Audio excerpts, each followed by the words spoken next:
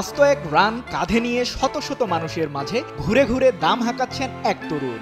এছাড়া কেউ হাতে কেউ বা ব্যাগে করে এভাবে মাংস নিয়ে হেঁটে চলতেই দুই পাশ থেকে দাম হাঁকাচ্ছেন উপস্থিত জনতা। চারদিকে লোহার প্রাচীর তৈরি করে তার মাঝে হেঁটে হেঁটে এভাবেই নিলামে তুলে মাংস বিক্রি করে ক্রিসমাস উদযাপন করছেন লন্ডনের ঐতিহাসিক মাংসের বাজারের কর্মীরা।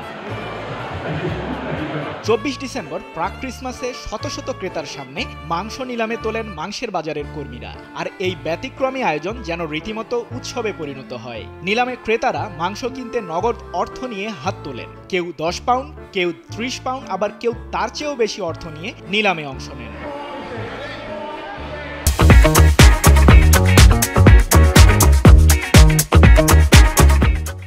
মাংস বিক্রেতাদের নজর কাটতেও ভিন্ন ভিন্ন পন্থা অবলম্বন করেন নিলামে অংশ নেয়া ক্রেতারা। বিক্রেতাদের নজর কাটতে পারলেই টাকা পৌঁছে দিয়ে কিনে নেওয়া হয় কাঙ্ক্ষিত মাংস, আর তাতেই যেন বিজয়ীর হাসি ফোটে ক্রেতাদের মুখে। কয়েক দশক ধরে লন্ডনে অনুষ্ঠিত হয়ে আসছে ব্যতিক্রমী এই নিলাম। সেই ধারাবাহিকতায় এবারও ক্রিসমাসের আগের দিন উৎসবে মাতেন বিভিন্ন বয়সী নারী পুরুষ।